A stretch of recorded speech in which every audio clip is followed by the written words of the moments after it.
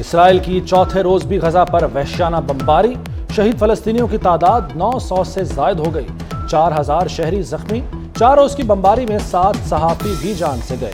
اسرائیل کے پناہ گزین کیمپوں، ایمبولینسز اور امدادی کارکنوں پر حملے، اسکولوں، بازاروں اور مساجد کو بھی نشانہ بنایا۔ بجلی، پانی اور خوراک کی فراہمی مکمل بند۔ غزہ کی ناکہ بندی سے صورتحال سنگین ہو گئی۔ اقوام متحدہ کے مطابق اسرائیلی حملوں سے 1,80,000 افراد بے گھر ہو چکے۔ اسرائیل نے حملوں کا دائرہ لبنان تک بڑھا دیا۔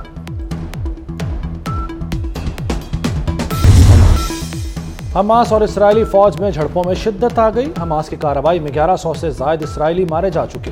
حماس نے اسرائیلی F-16 طیاروں کو بھی نشانہ بنانا شروع کر دیا۔ القسام بریگیڈ نے دھماکہ خیز مواد سے لدے ڈرونز کی ویڈیو جاری کر دی۔ ترجمان القسام بریگیڈ ابو عبیدہ کی اسرائیل کو وارننگ، ہر حملے کے بدلے ایک اسرائیلی قیدی کو ہلاک کیا جائے گا۔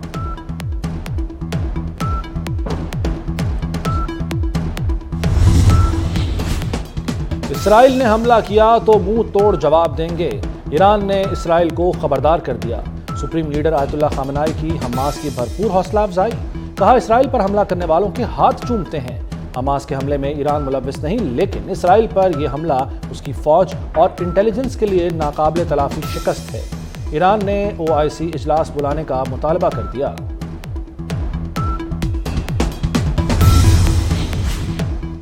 ورلڈ کپ میں سری لنکا کا پہاڑ جیسا ہدف، 345 رنز کے تعاقب میں پاکستان کی بیٹنگ جاری۔ عبداللہ شفیق کی کیریئر کی پہلی سنچری، 113 رنز کی شاندار اننگز کھیلی۔ محمد رضوان کی کشتی پار لگانے کی کوشش، کپتان بابر اعظم اور امام الحق مشکل وقت میں جلد پویلین لوٹ گئے۔ سری لنکا کے کشال مینڈس اور سدیرا نے سنچریاں بنائیں۔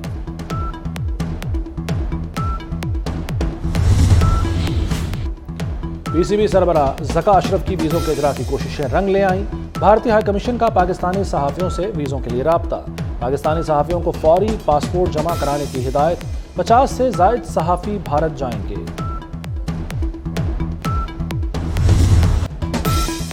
چیف جسٹس اور جسٹس منیب اختر میں تلخی، بار بار سوال پوچھنے پر چیف جسٹس نے جسٹس منیب اختر کو روک دیا۔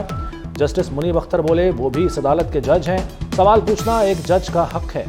چیف جسٹس نے کہا سوال ضرور پوچھیں، لیکن وکیل کی دلیل کے بعد کسی نے ذہن بنا لیا ہے تو وہ فیصلے میں لکھ دے گا۔ ہر ادارے کو خود احتسابی کرنا ہوگی۔ 4 سماعتوں کے باوجود یہ ہماری کارکردگی ہے کہ ایک کیس ختم نہیں ہوا۔ سپریم کورٹ ایکٹ کیس کی سماعت کل تک ملتوی۔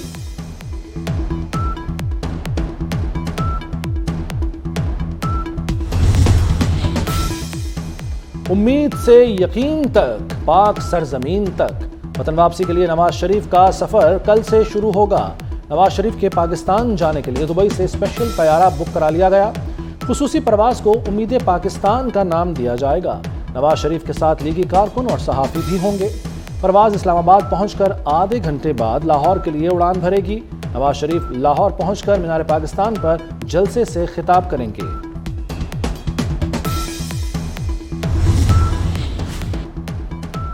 نواز شریف کل سعودی عرب روانہ ہوں گے۔ وطن واپسی سے پہلے 2 دن کے لیے UAE جائیں گے۔ سینیٹر عرفان صدیقی کہتے ہیں کہ نواز شریف کی تقریر عام لیڈر کی نہیں، سیاسی مدبر کی ہوگی۔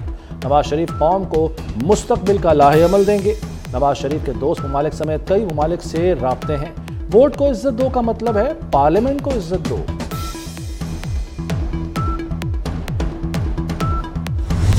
OIC کا فوری طور پر اجلاس بلانا چاہیے۔ ظاہر ہے کہ امت مسلمہ کو ان کے پشت پہ کھڑا ہو جانا چاہیے۔ فلسطینی مجاہدین نے جس حکمت عملی کے ساتھ اور جس بھرپور تیاری کے ساتھ اپنی سرزمین کو آزاد کرنے کے لیے اقدام کیا ہے، ان حالات میں امت مسلمہ کا فرض ہے کہ سیاسی لحاظ سے بھی ان کی مدد کرے، مالی لحاظ سے بھی ان کی مدد کرے۔ الیکشن کل کرائیں، ہم تیار ہیں، مولانا فضل الرحمان کی وضاحت۔ بولے جنوری میں برف باری سے الیکشن پر اثر پڑے گا۔ ووٹ کو جن سے خطرہ تھا اب وہ ختم ہو چکا۔ نواز شریف ووٹ کو عزت دو سے پیچھے نہیں ہٹے۔ غزہ کی صورتحال پر OIC کا اجلاس فوری بلانے کا مطالبہ۔ امت مسلمہ کو فلسطین کے ساتھ کھڑا ہونا چاہیے۔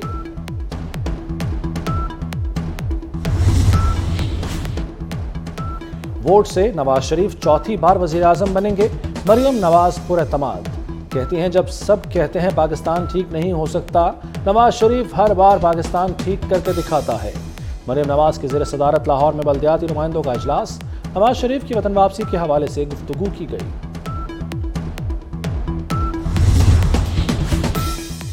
نگران وزیر اعظم کا آرمی چیف کے ساتھ کوئٹہ کا دورہ، بلوچستان اپیکس کمیٹی کا اجلاس ہوا، سیکیورٹی صورتحال، انسداد اسمگلنگ و منشیات آپریشنز اور غیر قانونی مقیم غیر ملکیوں کی وطن واپسی سے متعلق بریفنگ۔ بلوچستان میں سرمایہ کاری کونسل کے اقدامات پر پیش رفت کا جائزہ بھی لیا گیا۔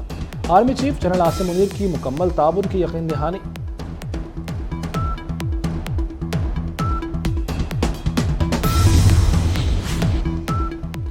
غیر قانونی مقیم غیر ملکی افراد کے انخلاء میں 21 دن باقی، اسلام آباد میں غیر قانونی مقیم پناہ گزینوں کے خلاف operation, C D A enforcement نے کارروائی کر کے سیکٹر آئی 12 میں قائم غیر قانونی بستی اور گھر مسمار کر دیے۔ غیر قانونی بستی میں 100 افراد رہائش پذیر تھے۔ انسداد اسموگ مشن، 18 اکتوبر سے لاہور میں شٹر ڈاؤن کی تجویز، 2 ماہ تک ہر بدھ کو کاروبار بند ہوگا، اسکول کالج یونیورسٹیاں نہیں کھلیں گی، ہوٹلوں میں کھانا ملے گا نہ فضول کی موج مستی ہوگی، 1 دن گاڑیوں کا پہیہ ساکت رہے گا، سرکاری اور نجی ادارے بند رہیں گے، ورک ٹو ہوم ہوگا۔ تاجر برادری نے بھی ہاں میں ہاں ملا دی، شہر میں چھٹی دینی ہے یا نہیں، حتمی فیصلہ نگران کابینہ کرے گی۔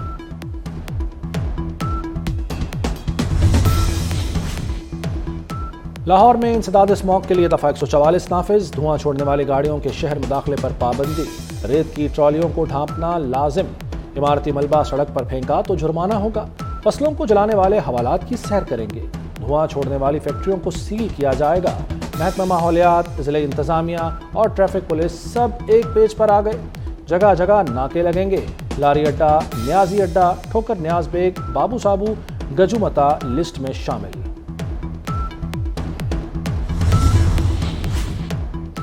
Not at all, metro bus کا کرایہ بڑھے گا نہ اسپیڈوں کا، محسن نقوی نے 15 روپے کرایہ بڑھانے کی تجویز مسترد کر دی۔ اورنج لائن اور میٹرو پر روزانہ 25,000 طلبہ مفت سفر کرتے ہیں۔ وزیر اعلیٰ کا لاہور پر فوکس، ریلوے اسٹیشن سے گرین ٹاؤن تک الیکٹرک بسیں چلانے کی منظوری، ورلڈ بینک کے تعاون سے 27 الیکٹرک بسیں چلیں گی، عوام کو سفر کی معیاری سہولت ملے گی۔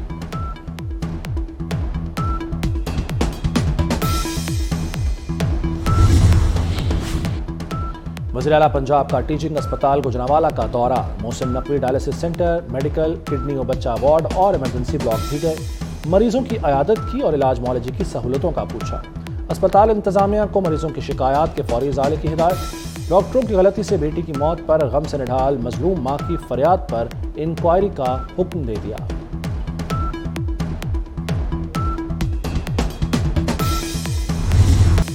مافیا کو نکیل، ڈالر بھی اوقات میں آ گیا، روپے کی قدر میں مسلسل 23ویں روز بھی اضافہ، انٹر بینک میں ڈالر 1 روپیہ 14 پیسے کمی کے بعد 280 روپے 51 پیسے پر آ گیا، اوپن مارکیٹ میں ڈالر 280 روپے کا ہو گیا، ملکی اور غیر ملکی قرضوں میں بھی تیزی سے کمی آنے لگی، سونا بھی سستا، فی تولہ قیمت 1,99,500 روپے ہو گئی۔